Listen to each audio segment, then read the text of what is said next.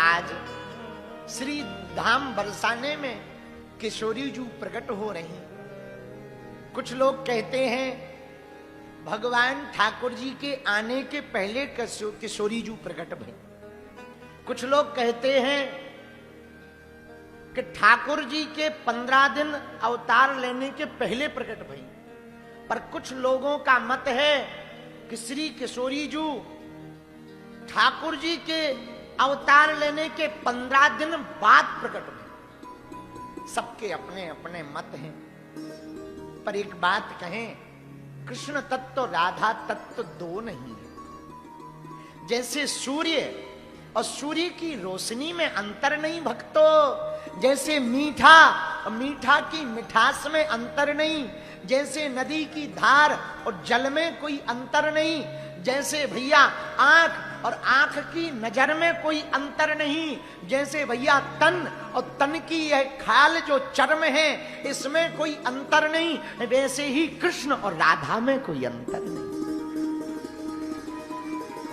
दिखने में दो हैं तो एक।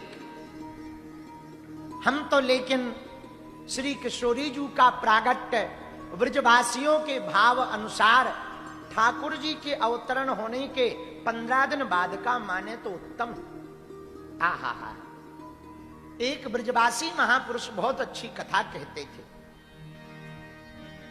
जब ठाकुर जी प्रकट हो गए तो इधर बरसाने में 15 दिन बाद ठाकुर जी के अवतरण होने पर नंद बाबा के घर पर ठाकुर जी आए और 15 दिन बाद वृषभान दुलारी जू आ गई।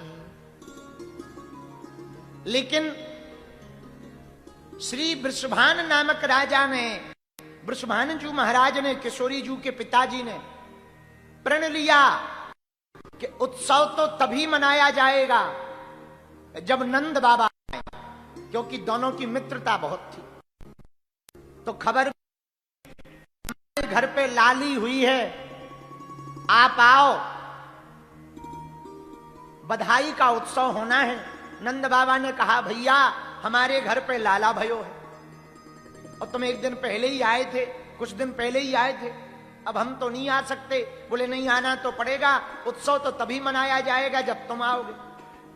तो नंद बाबा ने यशोदा मैया से कहा, यशोदा बरसाने वाले वृषभानु जी का भाव प्रबल है, हम लोगों को जाना चाहिए। अच्छा तो हम, आप चले जाओ। नहीं नहीं यशोदा तुम भी चलो। यशोदा जी बोली तो हम कैसे चलें, लाला छोटो सो है। नंद बाबा बोले एक काम करो, लाला को भी ले चलो।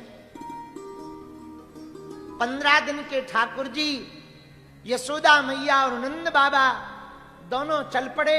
तो श्री ठाकुर जी को भी बढ़िया सा पहनाकर, आंखों में मोटो मोटो काजल लगाकर, आंख के ऊपर डिठोला लगाकर, बढ़िया सी रुनझुन झुमकती हुई हल्की हल्की सी पायलें पहनाकर, कालो धागा बांधकर, बढ़िया तिलक बिलक लगाए कर, बढ़िया श्रृंगार करके ठाकुर जी को भी गोद में लेकर के चल पड़ी। आहा। जैसे ही पहुंची बरसाने, बरसाने में श्री किशोरी जू का प्रागट्य हो चुका था। सब लोग बधाई दे रहे थे बरसाने वाले वृषभानु जी को। कोई हीरा जवाहरात दे रहा था, कोई फल दे रहा था, कोई फूल दे रहा था, कोई बड़े बड़े गिफ्ट दे रहा था, कोई गैया दान में दे रहा था। यशोदा मैया ने जैसे ही वृषभान लली को, श्री किशोरी जू को देखा और उनके स्वरूप को देखा, दिव्य कनक स्वरूप को देखकर, वृषभान लली के इस दिव्य रूप आभा को देखकर यशोदा मैया सोचने लगी मैं का दूं, ऐसी कोई वस्तु ही नहीं है जो मैं दे दूं।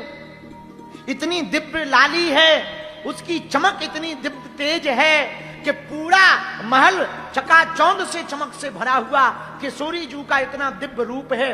हाथों में पांव में इतनी लालिमा है, इतनी प्यारी प्यारी आंखें हैं। आहा, उस लाली को देखकर यशोदा मैया सोचने लगी हम क्या देवे। काऊ ने, किसी ने गाय दे दी, किसी ने धन दे दिया, किसी ने हीरा जवाहरात दे दिए, किसी ने सोना चांदी दे दी, अब हम क्या देवे। तब तक याद आई हम पे लाला है, आज तक का उन्हें ऐसो उपहार ना दो होगो। सोई लाला को लिया और किशोरी जू के ऊपर से उतारा कर दिया और ऐसे बगल में रख दिया कि हम तो बधाई में अपने लाला को ही सौंप रहे हैं। धन्य है ऐसी बधाई। तो बाल्यकाल में ही श्री किशोरी जी और ठाकुर जी का मिलन हो गया। ठाकुर जी स्वरूप शक्ति स्वरूप है, श्री किशोरी जी शक्ति स्वरूपा है, भक्ति स्वरूपा है, ठाकुर जी भगवान है। भक्त और भक्ति का मिलन तो प्रारंभ में ही होता है। भगवान भक्ति के बिना नहीं रह सकते, भक्ति भगवान के बिना नहीं रह सकती। तो श्री किशोरी जी बगल में लेटी, ठाकुर जी आहा बाम भाग में, दक्षिण भाग में किशोरी जी विराजमान, बाम भाग में किशोरी जी ठाकुर जी के लेटी हुई। और लेटे ही लेटे किशोरी जी ने लीला की। छोटी सी किशोरी जी हैं, छोटे से ठाकुर जी हैं। किशोरी जी ने ऐसा हाथ उठाया, हाथों की लालमा, और ठाकुर जी का नील सरोरो नीलमणि नील नीलधर श्याम, ठाकुर जी नीले हैं। ठाकुर जी का भी हाथ अचानक से ऐसे आ गया और दोनों का हाथ कब स्पर्श हो गया किसी को पता नहीं चला। बाल्यकाल में ही भक्ति और भगवान दोनों का मिलन हो गया। बालाजी महाराज के कृपा पात्र बागेश्वर धाम पीठाधीश्वर परम पूज्य धीरेन्द्र कृष्ण शास्त्री जी महाराज का पावन संकल्प। मध्य प्रदेश में छतरपुर के ग्राम गढ़ा में बनेगा विश्व स्तरीय कैंसर अस्पताल एवं रिसर्च सेंटर, जिसकी आधारशिला देश के यशस्वी प्रधानमंत्री नरेंद्र मोदी जी के कर कमलों से रखी जा चुकी है। 200 करोड़ रुपए की लागत वाले 100 बेड के इस अस्पताल में गरीबों का होगा मुफ्त इलाज। ये बहुत बड़ा अवसर है, बहुत बड़ा काम है। संकल्प बड़ा हो, संतों के आशीर्वाद हो, प्रभु की कृपा हो, तो समय सीमा में सब पूर्ण होता है।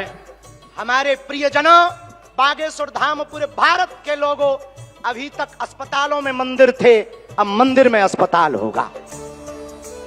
कैंसर हॉस्पिटल निर्माण हेतु सहयोग देकर पुण्य के भागी बने।